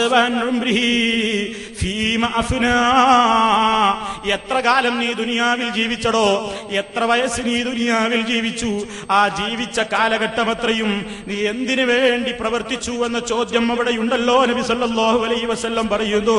അതുപോലെ തന്നെ നമ്മളോട് ചോദ്യമുണ്ട്, നിനക്കുള്ള വയസ്സ് നീ എന്തിനായി നശിപ്പിച്ചടാ, പഠിച്ചിട്ട് അതുകൊണ്ടെന്തമൽ നീ ചെയ്തടാ, എന്ത് അമലാണ് നീ ചെയ്തത്, എത്ര ഇൽമു നീ നേടി, നീ എത്ര സെമിനാറിൽ പങ്കെടുത്തവനാണ്, നീ എത്ര സിംപോസിയങ്ങൾ കേട്ടവനാണ്, എത്ര വാരികകളും മാസികകളുമാണ് നീ വാങ്ങിക്കൂട്ടിയത്, എത്ര ഖുതുബകളാണ് നീ കേട്ടത്, എത്രയാണ് നീ പഠിച്ചത്, എത്ര സർട്ടിഫിക്കറ്റുകളാണ് ഇൽമിന്റെ പേരിൽ നീ വാരിക്കൂട്ടിയത്, എത്ര സമ്മാനങ്ങളും അവാർഡുകളുമാണ് നീ നേടിയെടുത്തത്. എന്നിട്ട് അത് നിന്റെ ജീവിതവുമായി നീ തട്ടിച്ചു നോക്കിയോ? അമലെന്താണ് ചെയ്തത്, നീ എന്താണ് പ്രവർത്തിച്ചതെന്നുള്ളതിന്റെ ചോദ്യമുണ്ടല്ലോ. അതുപോലെ തന്നെ ധനമെങ്ങിനാ സമ്പാദിച്ചതും അത് ഏത് മാർഗമിലാണ് ചെലവ് നീ ചെയ്തതും. വഅൻമാലിഹി, അവന്റെ ധനത്തെക്കുറിച്ച് ചോദ്യമുണ്ട്. മിന്നൈനക്തസബ്തഹു, എവിടുന്നാടോ നീ മുതലുണ്ടാക്കിയത്? വഫീമ അൻഫഖ്തഹു, ഏതിലാ നീ അത് ചെലവഴിച്ചത് എന്ന് ചോദ്യമുണ്ട്. നിന്റെ ശബാബ്, നിന്റെ യുവത്വം നീ എങ്ങനെയാ ചെലവഴിച്ചതെന്ന ചോദ്യമുണ്ട്. ഈ ചോദ്യത്തിനുത്തരം പറയാതെ വെച്ചകാലനക്കാൻ റബ്ബിന്റെ കോടതിയിൽ അനുവാദമില്ലെന്നത് ആരെങ്കിലും പറഞ്ഞ വാചകമല്ല.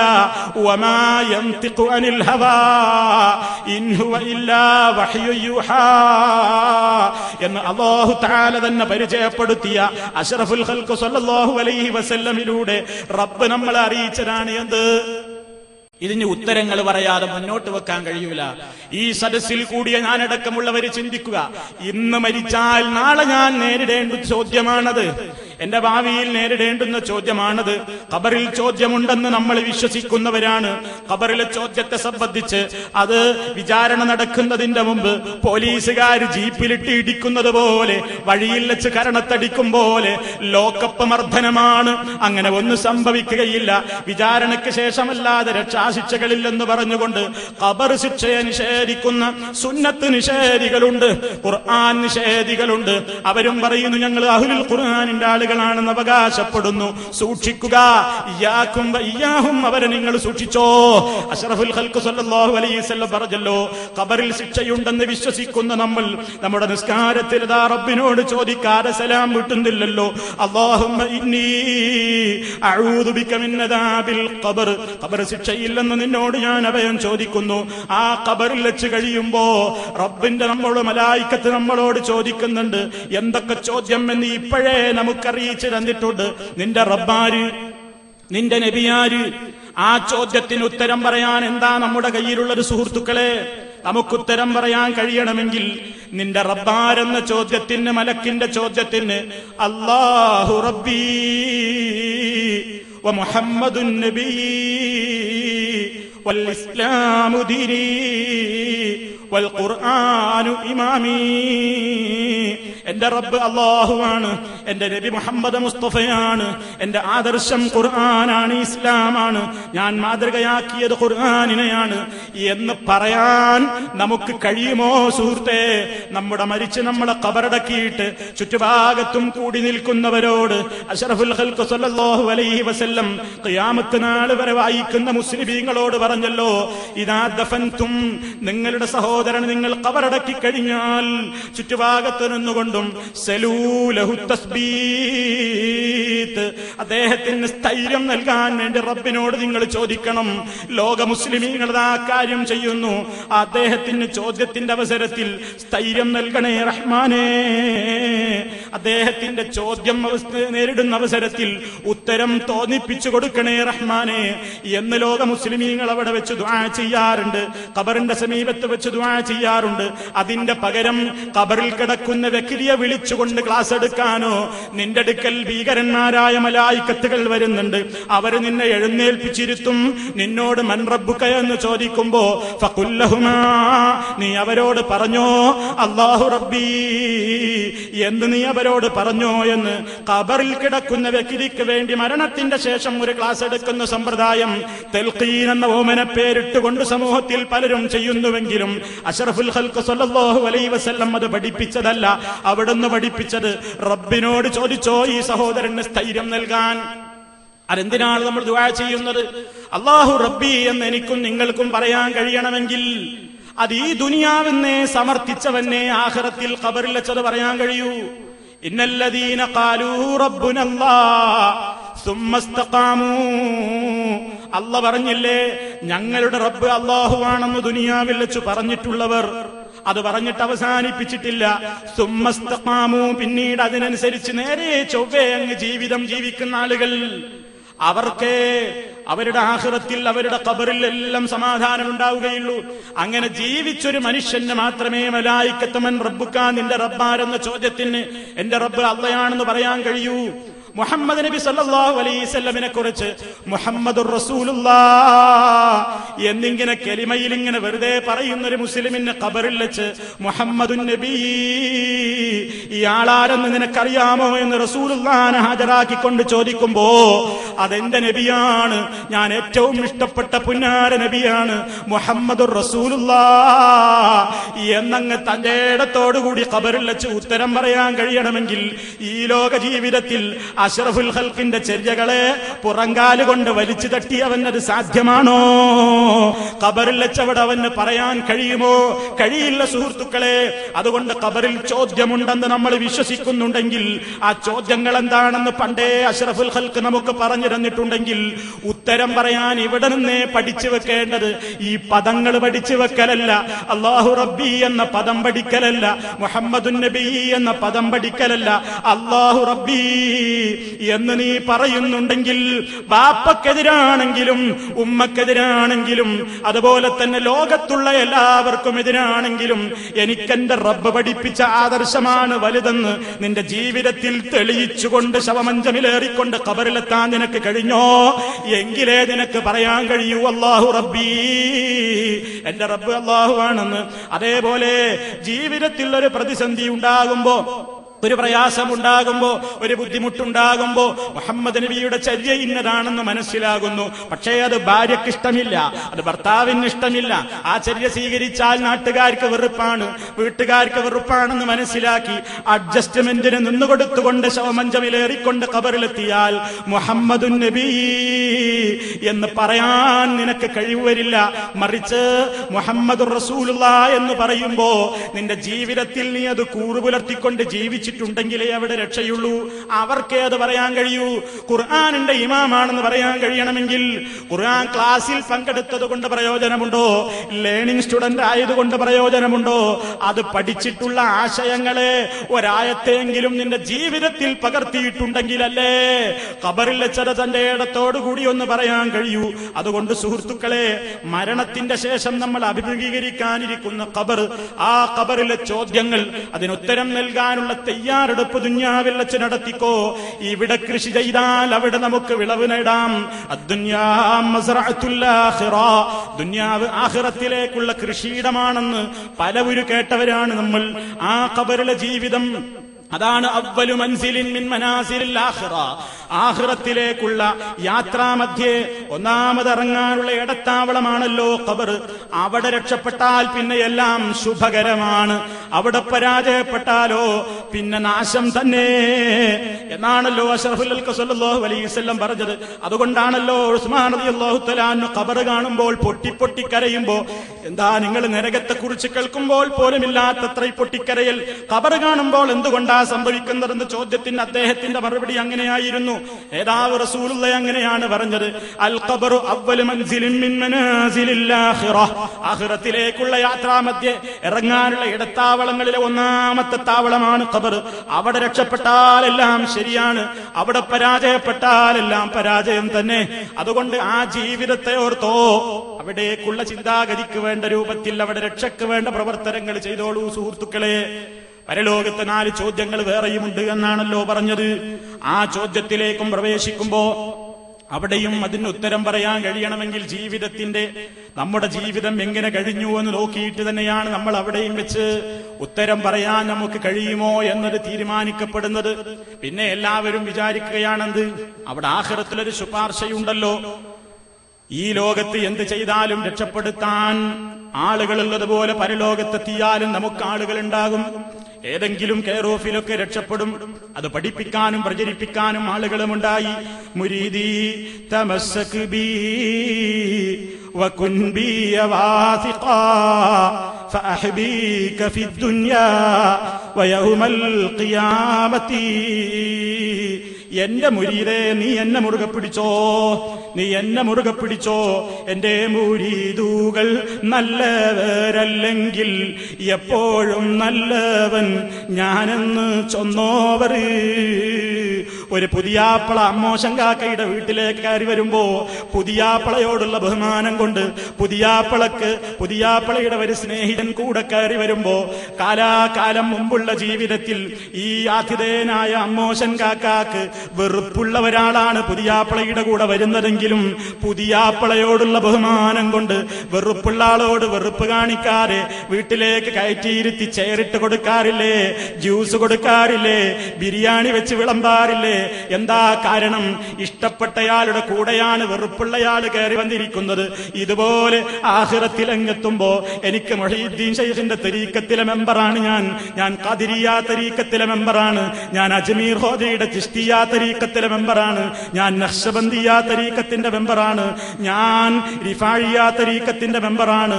ആ നിലക്ക് ഇങ്ങനെ അവർക്കൊക്കെ ഇഷ്ടപ്പെട്ട നേതാക്കന്മാരുടെ കൂടെ ഞാനും അങ്ങ് കയറി ചെല്ലുമ്പോ എന്റെ റബ്ബെന്നെ സ്വീകരിക്കും നിസ്കരിക്കുമെന്ന മിഥ്യാധാരണയോടുകൂടെ ഇരിക്കുന്ന മനുഷ്യന്മാര്, അതാ റബ്ബിന്റെ പ്രവാചകൻ പറഞ്ഞല്ലോ, ഫാത്തിമ നീ എന്റെ മോളാണ്, ശരി തന്നെയാണ്, മുഹമ്മദിന്റെ മകളാണ് നീ, ശരി, നീ ചോദിച്ചോ മോളെ മിന്മാലി, ഉപ്പയുടെ ധനത്തിൽ നിന്ന് നീ ദുനിയാവിൽ വെച്ച് ചോദിച്ചോ, ഉള്ളത് വെച്ച് ഉപ്പ നിനക്ക് തരും. പക്ഷേ അൻഖിദീ നഫ്സകി മിനന്നാർ, നരകത്തിയില്ലെന്ന മോളെ നീ നിന്റെ ശരീരത്തെ നീ തന്നെ കാത്തുകൊള്ളണം. ലാ ഉഗ്നി അൻകി മിനല്ലാഹി ശൈആ, റബ്ബിന്റെ കോടതിയില്ലത് മുഹമ്മദിന്റെ മോളാണെന്ന് പരിഗണന വെച്ചുകൊണ്ട് നിന്നെ നരകാഗ്നിയിൽ നിന്ന് രക്ഷപ്പെടുത്താൻ എന്നാൽ കഴിയില്ല ഫാത്തിമ. അഷ്റഫുൽ ഖൽഖ് സല്ലല്ലാഹു അലൈഹി വസല്ലം അത് പഠിപ്പിച്ചുവെങ്കിൽ തരീക്കത്തുകാരുടെ വാലും പറ്റിയിട്ട്, തരീക്കത്തെന്ന് പറയുന്നത് ലോക മുസ്ലിമീങ്ങൾക്ക് തരീക്കത്തൊന്നേയുള്ളൂ, അത് അഷ്റഫുൽ ഖൽഖിന്റെ തരീക്കത്താണ്, സഹാബിമാര് ജീവിച്ച തരീക്കത്താണ്. അതിനപ്പുറമുള്ള ബിദഈകളുടെ തരീക്കത്തല്ല, ഖാദിരിയ തരീക്കത്തല്ല, നഖ്ശബന്ദിയ തരീക്കത്തല്ല, മടവൂരി തരീക്കത്തല്ല, മറ്റേതെങ്കിലും ആളുകളുടെ തരീക്കത്തല്ല, ഒരൊറ്റ തരീക്കത്തേയുള്ളൂ. ആ തരീക്കത്തിന്റെ പാതയിലൂടെ മുന്നോട്ട് ചെന്ന ആളുകൾക്ക് അല്ലാഹു സുബ്ഹാനഹു വ തആല അവിടെ രക്ഷ നൽകുന്നത് അവരുടെ അമലുകൾക്കനുസരിച്ചാണ്, ശിക്ഷ നൽകുന്നത് അമലുകൾക്കനുസരിച്ചാണ്. അവിടെ അല്ലാഹുവിന്റെ പ്രവാചകന്മാര് റെക്കമെൻഡ് നടത്തുന്നുണ്ടെങ്കിൽ പോലും അത് പടച്ചവൻ ഇഷ്ടപ്പെട്ടവർക്കല്ലാതെ കിട്ടില്ല. തൗഹീദ് അംഗീകരിച്ച് ജീവിച്ചവർക്കല്ലാതെ റബ്ബിന്റെ പ്രവാചകന്മാര് പോലും ശഫാഅത്ത് പറയുന്നതല്ല. റസൂലുള്ളാഹിനോട് ചോദിച്ചല്ലോ സഹാബത്ത്, യാ റസൂലല്ലാഹ് മൻ അസ്അദുൻ നാസി ബിശഫാഅതിക യാ റസൂലല്ലാഹ്, മരണാനന്തരം ഞങ്ങളൊക്കെ റബ്ബിന്റെ കോടതിയിൽ ഇങ്ങനെ വിചാരണയ്ക്ക് വേണ്ടി നേരിടുകയും അതുപോലെ തന്നെ നരകാഗ്നിയിലേക്ക് എറിയപ്പെടുകയും ചെയ്യുമ്പോ പല പാപികളെയും നരകത്തിന്റെ പാതാളത്തിൽ നിന്ന് രക്ഷപ്പെടുത്തിക്കൊണ്ട് സ്വർഗത്തിലേക്ക് കൈപിടിച്ചു കൊണ്ടുപോകാനുള്ള അധികാരം പലർക്കും അവിടെ നൽകപ്പെടുമെന്ന് പറഞ്ഞല്ലോ.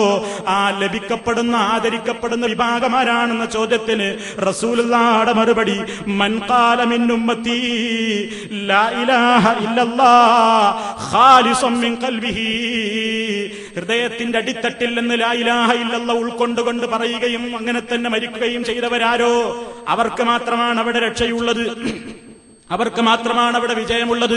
നിന്റെ പാപങ്ങൾ ഈ ദുനിയാവിൽ ഏറ്റെടുക്കാൻ ഒരച്ഛനെ കൊണ്ടും കഴിയില്ല, ഒരു പാതിരിയെ കൊണ്ടും നിന്റെ പാപങ്ങൾ ഏറ്റെടുക്കാൻ കഴിയില്ല. ഏതച്ഛന്റെ മുമ്പിൽ പോയി നീ കുമ്പസരിച്ചാലും നിന്റെ പാപങ്ങൾ ഏറ്റെടുക്കാൻ അവർക്ക് കഴിയില്ല. എല്ലാം അറിയുന്ന റബ്ബുണ്ടല്ലോ, അല്ലാഹ് പാപം പൊറുക്കുന്നവനാരുണ്ട്? ആ റബ്ബിന്റെ കോടതിയിലേക്കാണ് എല്ലാവരും എത്തുന്നത്. അവിടെ ഇടത്തട്ടുകാരില്ല, പരലോകത്ത് ചൂഷണം നടക്കുകയില്ല, കാശ് കൊടുത്തുകൊണ്ട് രക്ഷപ്പെടാൻ കഴിയുകയില്ല, സ്വാധീനം ഉപയോഗപ്പെടുകയില്ല. മനസ്സ് നന്നായിട്ടുണ്ടോ അവർക്ക് മാത്രമേ അവിടെ രക്ഷയുള്ളൂ. അതല്ലേ ഇബ്രാഹിം നബി അലൈഹിസ്സലാം റബ്ബിനെ പരിചയപ്പെടുത്തിയപ്പോ പറഞ്ഞത്, എന്റെ റബ്ബേ നീ എന്നെ പരലോകത്ത് വെച്ച് അപമാനിക്കരുത്.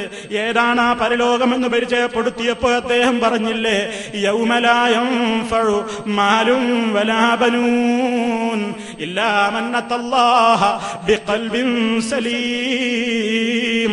മക്കളെ കൊണ്ട് അവിടെ രക്ഷപ്പെടാൻ കഴിയില്ല. ദുനിയാവിൽ മക്കളെ കൊണ്ട് രക്ഷപ്പെടാൻ കഴിയുന്ന നേതാക്കന്മാരുണ്ട്, പണം കൊണ്ട് രക്ഷപ്പെടാൻ കഴിയുന്ന നേതാക്കന്മാരുണ്ട്, പ്രതാപം കൊണ്ടും സ്ഥാനമാനങ്ങൾ കൊണ്ടും രക്ഷപ്പെടാൻ കഴിയുന്ന നേതാക്കന്മാരുണ്ട്. ആഖിറമുണ്ടല്ലോ, അവിടെ അതൊന്നും നടക്കില്ല. ആരിൽ നിന്നും ഒന്നും അവിടെ സ്വീകരിക്കുകയില്ല. കൈക്കൂലി നടപ്പില്ല, കോഴ നടപ്പില്ല, അഴിമതി നടപ്പില്ല, സ്വജനപക്ഷപാതം നടപ്പില്ല. എല്ലാം അറിയാവുന്ന റബ്ബുണ്ടല്ലോ. വലാ യദ്ലിമു റബ്ബുക അഹദാ, നിന്റെ റബ്ബ് ഒരാളോടും ഒരു തരിമ്പും അനീതി ചെയ്യുന്നതല്ല. നീ എന്താണ് ചെയ്തിട്ടുള്ളതെങ്കിൽ ഫമൻ യഅമൽ മിസ്ഖാല ദർറത്തിൻ ഖൈറൻ യറ, ഒരണുത്തൂക്കം നീ നന്മ ചെയ്തിട്ടുണ്ടെങ്കിൽ അതവിടെ കാണാം. വമൻ യഅമൽ മിസ്ഖാല ദർറത്തിൻ ശർറൻ യറ, അണുത്തൂക്കം തിന്മ ചെയ്തിട്ടുണ്ടെങ്കിൽ അതും അവിടെ കാണാം. നിന്റെ അമലുകളാണ് നിന്റെ രക്ഷയ്ക്ക്, നിന്റെ അമലുകളാണ് നിന്നെ സഹായിക്കാൻ എത്തുന്നത് എന്ന് പറഞ്ഞല്ലോ. അതുകൊണ്ട് എനിക്കെന്റെ ഉമ്മമാരോട്, സഹോദരിമാരോട്, സഹോദരങ്ങളോട് മുഴുവൻ, ഈ ശബ്ദം ശ്രവിക്കുന്ന മുഴുവൻ ആളുകളോടും പറയാനുള്ളത്, പാരത്രിക മോക്ഷം എന്ന ഒന്ന് ലഭിക്കുവാനുള്ളത് മൻ മാത മിൻ ഉമ്മത്തി ലാ യുശ്രികു ബില്ലാഹി ശൈആ, എന്റെ ഉമ്മത്തിൽ നിന്ന് എന്നിൽ ഒരിക്കലും പങ്കു ചേർക്കാതെ കൃത്യമായി ലാ ഇലാഹ ഇല്ലല്ലാഹ് വിശ്വസിച്ചുകൊണ്ട് മരിച്ചുപോയവന് മാത്രമാണ്. യേശുവെ വിളിച്ച് ആരാധിക്കുന്നവർ ആ കാര്യം ചെയ്തവരല്ല. ശ്രീരാമനെ ആരാധിക്കുന്നവർ അക്കാര്യം ചെയ്തവരല്ല. മുഹീദ്ദീൻ ശൈഖിനെ വിളിച്ച് പ്രാർത്ഥിച്ച് ആരാധിക്കുന്നവരും അക്കാര്യം ചെയ്തവരല്ല. റബ്ബിലേക്ക് മടങ്ങുമ്പോ റബ്ബിന് നയിച്ചിട്ടുള്ള കൃത്യമായ നിയമങ്ങൾ അനുസരിച്ചുകൊണ്ട് ജീവിച്ചവരാരോ അവർക്കാണ് സമാധാനമുള്ളത്, ശാന്തിയുള്ളത്. ആരതിനെ വ്യാജമാക്കിയോ നിഷേധിച്ചുവോ അവർക്കാണ് നരകലോകമുള്ളത്. അതിനാൽ തന്നെ പരലോകത്ത് നടക്കുന്ന ശഫാഅത്തിന്റെ സ്വഭാവം എന്താണ്? ഈ ലോകത്ത് നടക്കുന്ന റെക്കമെന്റും പരലോക റെക്കമെന്റും തമ്മിൽ പേരിലേ ബന്ധമുള്ളൂ.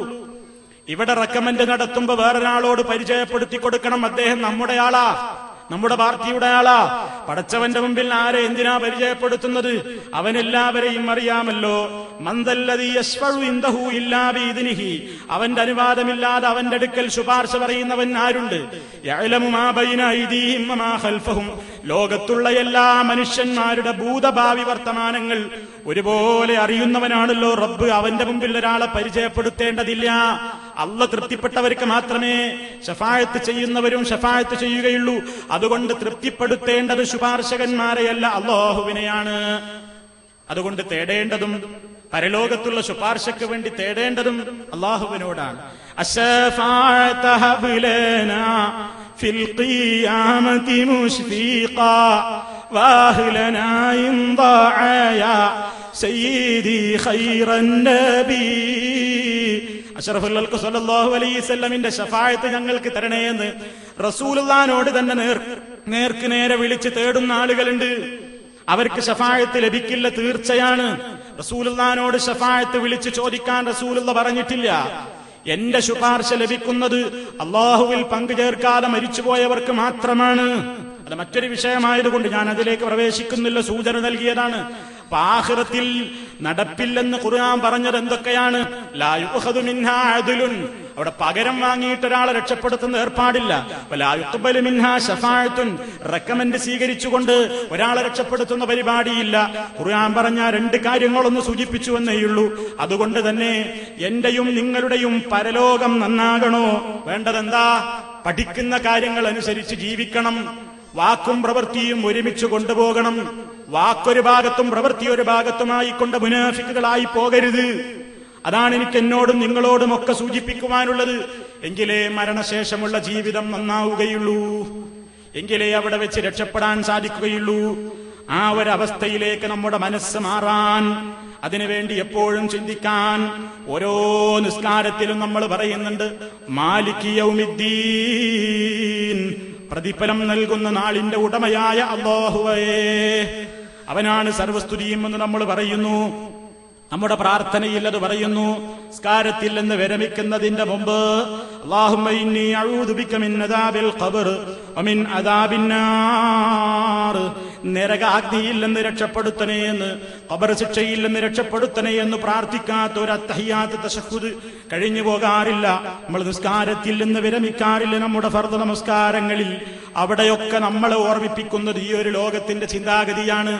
അതേതെങ്കിലും ഒരു ക്ലാസ് കേൾക്കുമ്പോഴോ പള്ളിയിൽ ഇരിക്കുമ്പോഴോ മാത്രമല്ല, ഏതവസരത്തിലും നമ്മെ നിയന്ത്രിക്കേണ്ടത് ഈ ബോധമാണ്. മരണത്തിന്റെ ശേഷമുള്ള ജീവിതം, എന്റെ റബ്ബ് എന്നെ കാണുന്നു, എന്റെ റബ്ബ് എന്നെ കേൾക്കുന്നു, എന്റെ റബ്ബ് എന്നെ അറിയുന്നു, എന്റെ റബ്ബന്റെ എല്ലാ വിചാര വികാരങ്ങളും അറിയുന്നു. ആര് കാണുന്നില്ലെങ്കിലും എല്ലാം അറിയാവുന്ന റബ്ബാണ് എന്റെ കൂടെയുള്ളത്. അവങ്കലേക്കാണ് മടങ്ങേണ്ടത്. അതിരാവിലെ ഒരു മുസ്ലിം എഴുന്നേൽക്കുമ്പോൾ പോലും അതല്ലേ പറയേണ്ടത്? അൽഹംദുലില്ലാഹ് അല്ലദീ അഹ്യാനാ ബഅദമാ അമാതനാ വഇലൈഹിൻ നുശൂർ. ഒരു ചെറിയ മരണത്തിലായിരുന്നു ഞങ്ങൾ, ഉറക്കത്തിൽ. ആ ഉറക്കത്തിൽ നിന്ന് പുതുജീവൻ നൽകിക്കൊണ്ട് എഴുന്നേൽപ്പിച്ച റബ്ബിനാണ് സർവസ്തുതിയും. ഇനി അവങ്കലേക്കാണ് മടങ്ങിപ്പോകേണ്ടത് എന്ന് ഉറക്കത്തിൽ നിന്ന് എഴുന്നേൽക്കുന്ന ഒരു മുസ്ലിമിന്റെ മരണത്തെക്കുറിച്ചുള്ള ചിന്ത, പരലോകത്തെക്കുറിച്ചുള്ള ചിന്ത, മരണാനന്തര ജീവിതത്തെക്കുറിച്ചുള്ള ഓർമ്മ അവന്റെ മനസ്സിൽ നിലനിർപ്പിച്ചുകൊണ്ടാണ് ഓരോ പ്രഭാതത്തിലും അവൻ കിടക്കപ്പായയിൽ നിന്ന് എഴുന്നേൽക്കുന്നതെങ്കിൽ ഇനി അവന്റെ എല്ലാ അവസരങ്ങളിലും ആ ചിന്ത പച്ച പിടിച്ച് നിലനിൽക്കാൻ വേണ്ട ഉത്ബോധനങ്ങളും ആരാധനകളുടെ ടൈം ക്രമീകരണങ്ങളുമാണ് നടത്തിയിട്ടുള്ളതെങ്കിൽ അത് നമ്മുടെ ജീവിതത്തിന്റെ ഭാഗമാക്കാൻ ശ്രമിക്കണം. അതാണ് എനിക്ക് എന്നോടെന്ന പോലെ എന്റെ സർവ്വ സഹോദരീ സഹോദരങ്ങളോടും ഈ അവസരത്തിൽ ഓർമ്മപ്പെടുത്തുവാനുള്ളത്. അതുകൊണ്ട് അല്ലാഹു സുബ്ഹാനഹു വ തആല വിശുദ്ധ ഖുർആൻ ഇറങ്ങിയപ്പോൾ ഇഖ്റ എന്ന് പറഞ്ഞുകൊണ്ട് ആരംഭിച്ചു. എല്ലാവരും വായിക്കണം. അല്ലാഹുവിനെ കുറിച്ച് അറിവ് കിട്ടുന്ന വായന വായിക്കണം. ചവറുകൾ വായിക്കാനല്ല, നിങ്ങൾക്ക് ഉപകാരപ്രദമായത് വായിക്കണം. അത്യുദാരനായ നിന്നെ പഠിപ്പിച്ച, അറിവില്ലാത്തത് നിന്നെ പഠിപ്പിച്ച, പേന കൊണ്ട് തൂലിക കൊണ്ട് നിന്നെ പഠിപ്പിച്ച അത്യുദാരനായ റബ്ബുണ്ടല്ലോ, ആ റബ്ബിനെ കുറിച്ച് കൂടുതൽ അറിയാൻ വായിച്ചേ പറ്റൂ എന്ന് പറഞ്ഞുകൊണ്ട് അവതരണം ആരംഭിച്ച ഖുർആൻ അവതരണം അവസാനിപ്പിച്ചത് എങ്ങനെയെന്ന് നമ്മൾ പഠിച്ചിട്ടുണ്ടല്ലോ. വത്തഖൂ യൗമൻ തുർജഊന ഫീഹി ഇലല്ലാഹ് ثم توفى كل نفس ما كسبت وهم لا يظلمون. ആ വാചകം ഓതിക്കൊണ്ട് ഞാൻ അവസാനിപ്പിക്കുകയാണ്. വത്തഖൂ, നിങ്ങളൊക്കെ സൂക്ഷിക്കണേ, നിങ്ങളൊക്കെ ഭയപ്പെടണേ. യൗമൻ, ഒരു ദിവസത്തെ. എന്താണ് ആ ദിവസത്തിന്റെ പ്രത്യേകത? തുർജഊന ഫീഹി ഇലല്ലാഹ്, ആ ദിവസത്തിൽ നിങ്ങൾ അല്ലാഹുവിലേക്ക് മടക്കപ്പെടും, തീർച്ചയാണ്. സുമ്മ തുവഫാ, പിന്നീട് നിങ്ങൾക്ക് പരിപൂർണമായി തിരിച്ചു തരപ്പെടുന്നതാണ്. സുമ്മ തുവഫാ കുല്ലു നഫ്സിൻ, ഓരോ ആത്മാവിനും പരിപൂർണമായി നൽകപ്പെടുന്നതാണ്. മാ കസബത്ത്, എന്താണത് ചെയ്തതെങ്കിൽ. ആ ഒരു കസ്ബിനുള്ള ലോകമാണ് ദുനിയാവ് സുഹൃത്തുക്കളെ. ആഖിറത്തിൽ ഇനി കസ്ബിന് നേരമില്ല, ഖബറിൽ ഇനി അതിന് നേരമില്ല, യാചിച്ചാലും അതിനൊരു മടക്കമില്ല. ഫഹല്ലിലാ മറദ്ദിൻ മിൻ സബീൽ, ഒന്ന് മടങ്ങിപ്പോകാൻ വല്ല വഴിയുമുണ്ടോ? ഫഹല്ലിലാ ഖുറൂജിൻ മിൻ സബീൽ, ഒന്ന് പുറത്തു പോകാൻ വല്ല മാർഗവുമുണ്ടോ എന്നട്ടഹസിച്ചാലും നരകാഗ്നിയിൽ കിട്ടുന്ന മറുപടി യഖ്സഊ ഫിഹാ, നീചന്മാരായി അതിൽ കടന്നോ. വലാ തുകല്ലിമൂൻ, എന്നോടൊരക്ഷരം മിണ്ടിപ്പോകരുത് എന്ന് പറഞ്ഞുകൊണ്ട് ഖബറിൽ വെച്ച് അല്ലാഹുവിന്റെ മലായിക്കത്തുകൾ, കരുണ തൊട്ട് തീണ്ടിയിട്ടില്ലാത്ത ഹൃദയത്തിന്റെ ഉടമകളായ മലായിക്കത്ത്, അവരുടെ കൈകളിൽ ഇരുമ്പിന്റെ ഗദയുണ്ട്. വലഹും മഖാമിഉ മിൻ ഹദീദ്, അവരുടെ കൈകളിൽ ഇരുമ്പിന്റെ ഗദകളാണുള്ളത്. അതുകൊണ്ട് അടിച്ചടിച്ച് നീ താഴോട്ട് നരകാഗ്നിയുടെ അടിയിലെത്തിയിട്ട് വീണ്ടും രക്ഷപ്പെടാൻ വേണ്ടി പുറത്തേക്ക് വരുമ്പോ കുല്ലമാ റാദു അയ്യഖ്റുജു മിൻഹാ ഉഈദു ഫീഹാ, ഒന്ന് പുറത്തേക്ക് വരാൻ വഴിയുണ്ടോ എന്ന് വിചാരിച്ച് നരകത്തീയുടെ ചൂട് സഹിക്കാതെ, കഷ്ടപ്പാട് സഹിക്കാതെ പുറത്ത് വരാൻ നോക്കുമ്പോ ഉഈദു ഫീഹാ, ഈ ഇരുമ്പ് ഗദ കൊണ്ട് അടിച്ചടിച്ച് വീണ്ടും നരകാഗ്നിയുടെ പതാളത്തിലേക്ക് താഴ്ത്തപ്പെടുന്നുവെങ്കിൽ ഇതൊക്കെ പറയാനുള്ളതല്ലല്ലോ, കേൾക്കാനുള്ളതല്ലല്ലോ, പ്രസംഗിക്കാനുള്ളതല്ലല്ലോ. നമ്മുടെ മനസ്സിൽ പച്ച പിടിച്ചു നിൽക്കേണ്ടുന്ന വചനങ്ങളല്ലേ. അതല്ലേ നമ്മുടെ ജീവിതത്തിന്റെ ലക്ഷ്യം. അതല്ലേ ഈ സമ്മേളന നഗരിയിൽ നമ്മെ ഒരുമിച്ച് കൂട്ടിയതിന്റെ മഹാപ്രേരകം. അതല്ലേ നമ്മുടെ രഹസ്യപരസ്യ ജീവിതം നന്നാക്കുന്നതിന്റെ പിന്നിലെ വികാരം. എങ്കിൽ അല്ലാഹു തആല പറയുകയാണ്, ആ ദിവസത്തെ ഭയപ്പെട്ടോ. അന്ന് സുമ്മത്തു വഫാ കുല്ലു നഫ്സിൻ മാ കസബത്ത്, ഓരോ ആത്മാവും അതെന്താണ് പ്രവർത്തിച്ചതെങ്കിൽ അതിനനുസരിച്ചുള്ള കൃത്യമായ പ്രതിഫലം അവിടെ നൽകപ്പെടും. വഹും ലാ യുദ്ലമൂൻ, അവരൊരിക്കലും ആക്രമിക്കപ്പെടുന്നതല്ല, അനീതി ചെയ്യപ്പെടുന്നതല്ല. ആ പരലോക ജീവിതത്തിന്റെ രക്ഷ, ആ പരലോക ജീവിതത്തിലെ സൗഭാഗ്യം അതായിരിക്കട്ടെ സുഹൃത്തുക്കളെ. സമ്മേളനത്തിൽ ഇരിക്കുമ്പോഴും പോയാലും, അടുക്കളയിലും പുറത്തും, കച്ചവട സ്ഥലങ്ങളിലും ജോലി സ്ഥലങ്ങളിലും എവിടെയും നമ്മെ നയിക്കുന്ന വികാരം അതായിരിക്കട്ടെ. പടച്ചതമ്പുരാൻ അവന്റെ വിശുദ്ധ ഗ്രന്ഥത്തിന്റെ അവതരണം അവസാനിപ്പിച്ച ആ വചനം തന്നെ ഒന്നുകൂടി ആവർത്തിപ്പിച്ചുകൊണ്ട് ഞാൻ അവസാനിപ്പിക്കുന്നു.